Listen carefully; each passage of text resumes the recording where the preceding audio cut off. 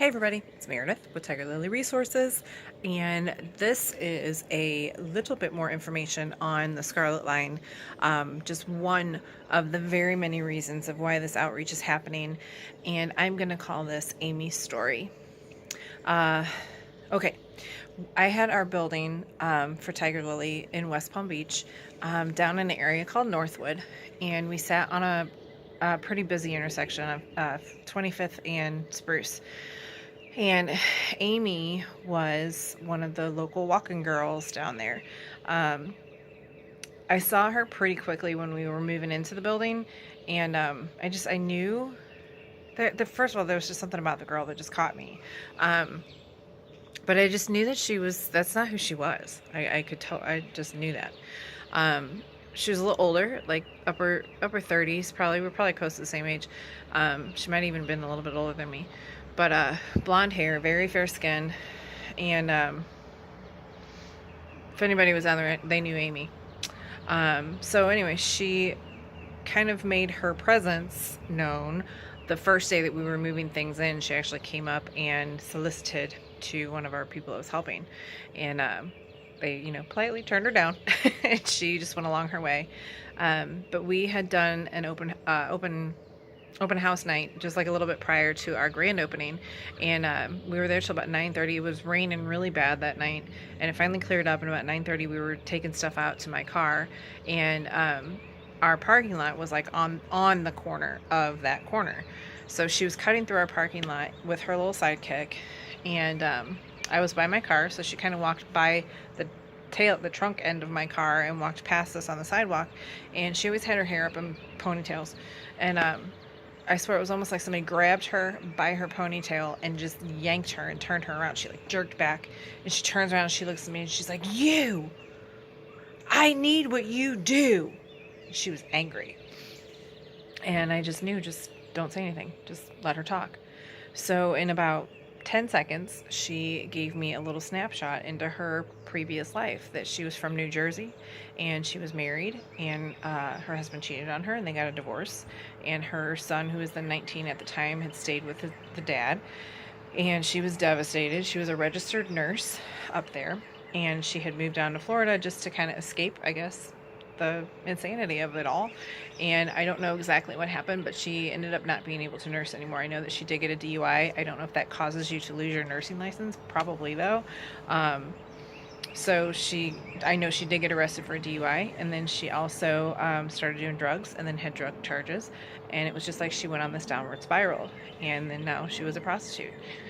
So I got all of that in a very, very quick amount of time, and we just were kind of talking and a little bit longer, and at the end of it, I just ended up giving her a really, really big hug, and she started bawling her eyes out, and then she pushed away from me and cussed me out, as she always did. And, what's the matter? What's with you? Why are you making me cry? Going off, and then she left. And I just knew, I just knew something about Amy. And I would see her almost daily walking around, and I would just pray every time I saw her, God, just please bring her in here. I don't know why, but just please, just bring her in here. One day, I know she'll come in. I know she will. And she used to just totally avoid the whole side of the street. She'd walk down the street on our side, cross the street, walk across the street in front of our building, come back across the street, and keep walking on the side of the street. So totally like horseshoeing around our building. So that was in February when I saw her, and then come in June, she ended up wandering in into the door. She came in, it was middle of the afternoon, beer in her hand, and she was just, every time I saw her, she was fully loaded, just reeked of alcohol, and always, super high. And she was in there talking to one of the guys that was in there shopping, and we had a lot of people that would just come in and hang out and read books, and it was just such a nice, cozy little atmosphere. It was very welcoming and cozy. So she was in there talking to somebody that she knew, and she ended up wandering back. Our building was really big and had many different rooms to wander through, and I was towards the back of the building. She ended up wandering back that way, and we almost ran into each other as I was coming out from the back. And she was like, oh, you again. And she would talk to me in songs. And it was the funniest thing. She talked to me in like radio songs, the lyrics of songs on the radio. And she was totally floored that I could carry on a conversation with her and sing back to her either the same song she was singing or a different song that would go along with what she was saying. She thought that was so crazy. So she started calling me Glenda, the Good Witch of the West. And she would always cuss me out. And, oh, what's with you? Why do you always make me cry? And she would always cry. I don't know. And one day, so that day, actually, I pulled her back into my office, and she was just such a mess. You know, she was blonde hair, fair skin. So the hot Florida sun, she was constantly just sun blistered. And she'd either have black eyes or split lips or bruises on her cheeks or something. She was always beat up. And so I pulled her into my office. It was like the coldest room in the whole building. And I gave her some water and got her a wet washcloth, wipe her face off and stuff. And I got her a whole new outfit, new shorts, a new shirt, bra and underwear and socks and everything. And I found out that day that when I grabbed her clothes, I grabbed her a purple shirt and a purple bra and purple underwear and jean shorts and purple socks. And she just started crying. She goes, "Purple's my favorite color." I didn't know that. God knew that. So we got her dressed, and she was cussing at me because I gave her water and she wanted a beer. And I was like, "Well, sorry, you're not getting a beer here. Here's some water. You need to drink it. So just shut up and drink it." And I looked at her. I said, "Amy, are you tired?" And she cussed me out again. "Yeah, I'm tired." And I looked at her. I said, "Well, I don't think you're tired enough. But when you're tired, you say the word and you'll be out of here. 30 seconds. I can make 4 phone calls and you'll be out of here in 30 seconds. But you just got to say you're tired." So we talked a little bit longer, and she was just so frantic and frazzled that day when she first came in. And by the time she left, she was just still a little frazzled because she still just was high. And she was a little beside herself because she was starting to have that mental battle. And but she left. And when I left Florida, I left not too long after that, about a month and a half after that. She was really one of the main one of the very strong people that I was really heartbroken about leaving. Not that, you know, by any means am I Amy's saving grace, but I really cared about her, and I really wanted to make sure she was okay. And you know, she didn't die. So about a year ago, while I was here in St. Louis, I was just taking a shower, getting ready, and out of nowhere, Amy just totally consumed me. And so much so that I buckled. It buckled me in the shower, and I was bawling my eyes out. And I was just like, "Oh my God, Lord, this breaks my heart. This is what breaks my heart. What am I supposed to do with this? Like, I'm here and she's there. What am I supposed to even do with this? It doesn't even make sense. But all I know is it breaks my heart." And when I was crying, he gave me 2 downloads, two informations. One was the Scarlet Line, and one was the House of Rahab. So, okay, I haven't been at that point a year ago now. I hadn't been saved even too terribly long, maybe about a year and a half. About a year and a half at that point. So, you know, not very well versed in everything. I knew the name Rahab, but I had no idea really what the background story was and whatever. So I got out of the shower, dried off, and I went and I grabbed my Bible and was looking up on Google, who's Rahab and where can I find stories about her? So I looked up in the Bible, and Rahab was a prostitute. And she played a very, very important role in a victory going into the promised land.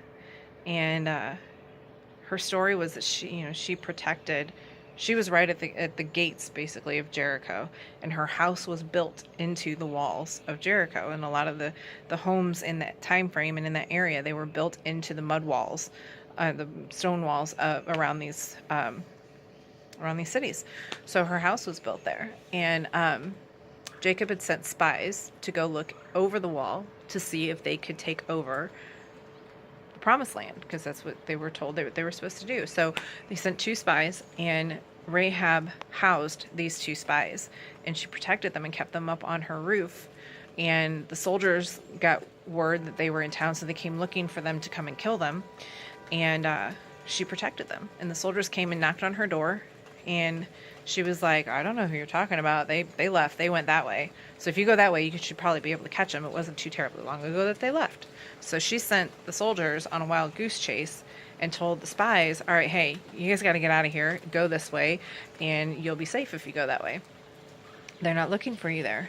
Well, from that, there was a transfer of agreement, and not in that way, but a transfer of agreement that because she helped them, that she and her whole family, or whoever was in her household in the physical building of her home, would be protected when they came to take over the city and tear down the walls, which was a huge thing because her house was built in the wall. Her house was gonna be destroyed and she'd probably die. So the signal was that she was to hang a scarlet line, a scarlet thread. She was also, she was a prostitute, but she made garments, and she would sell garments too. So she had these beautiful, she owned her own home. She was single. She had a business, and she ran a side business. So she was not a stupid girl, you know. So they said, hang this scarlet line out of your window, and whoever you want to have saved needs to be in this house, because if they're outside of this house and if they die, then their blood is not on our hands. We agree to cover whoever's in your house. So hang the scarlet line out of your window and you'll be spared. So she did, and they were. And Rahab was then redeemed from her prostitution, and she is in the great whatever genealogical line of Jesus Christ. She's his great however many grandmothers. So she went from a prostitute to being a queen, to being the grandmother to the king. Talk about redemption. So that's a side note. So anyway, in the shower, Jesus gave me those two, the Scarlet Line and the House of Rahab. So I said, well, that's pretty interesting that you just shared that with me. When I don't really know what I'm supposed to do with that, but so I'll just kind of leave that right here. So I didn't really think about it again. And about a month ago, Amy came back in my head again. Whew, crazy, like heavy on my heart too. I'm like, oh my God, did something happen to Amy? Something had to happen to her. Why can't I stop thinking about her? So I messaged everybody that I could in the Northwood area that had businesses, or was just, you know, there was a lot of artists in the area and galleries and bistros and stuff. So I messaged everybody I could to see if they knew Amy, and nobody knew who Amy was. People were like, well, you know, I don't really remember. Do you have a picture of her? I'm like, no, I don't have a picture of her. She's a freaking prostitute. Not that many of them walk around down in that area anyway. She's blonde and she's older, and like she totally doesn't belong as a prostitute. So if you have a business in that area, you know Amy. She's loud and obnoxious, and she lets you know that she's there. But nobody knew who Amy was. One person finally said that they knew who Amy was, and that he had seen her probably about a month ago. And I was like, well, that doesn't do me any good. That's right around when I was thinking about her. So the last time you saw her was right when I thought about her. So I still don't know if she's okay, if she's dead or alive, or I don't know. Nobody's seen her. And I actually checked in with him again yesterday, and nobody knows. Sorry about that. Just got a little interrupted. So I think I said I finally checked in with him again. I think that's where I left off. And he still has not seen her. And he said, oh, but if you drive around on the side streets, you might be able to find her. And I was like, I would have done that a long time ago. I'm like 1,100 miles away, so I can't. So he's like, oh man, I didn't even realize that. You know, I'll keep an eye out. But when I was asking around about Amy and nobody knew her, that broke my heart, because I was like, Amy's invisible. Nobody knows who Amy is. Nobody sees Amy because she's a prostitute, because she's not a wonderful person of society, because she doesn't let it be known all the wonderful things she does. She's dirty, and she's broken, and she's homeless, and she's a prostitute, and she's invisible. So that stirred me up again. Yeah. So this outreach, there's more to this story, a lot more to this story, and more will come out as we go along. But this outreach is for women like Amy. Amy doesn't choose to do this, but Amy doesn't know how to get out of it either. Amy is broken. Amy is dirty. Amy is tired. Amy has a name, and her name is Amy. She's not the invisible woman, but nobody knows who she is. So that's what this outreach is for. This is for the girls who are doing what they're doing, not by their own choice. Nobody chooses to do this. Like it says in the last video, if anybody, I don't know, a couple of people saw it, but nobody chooses to do this. This life tracks them down when they're already totally broken and they don't know what else to do. They're like, well, I got this, might as well use it. And then it just sucks them in. So in a heartbeat, you know, yeah, they're choosing, they don't freaking choose to do this, but they're choosing to do this. And in a second, they can either be dead or they could be gone. And they're invisible already, so nobody even notices.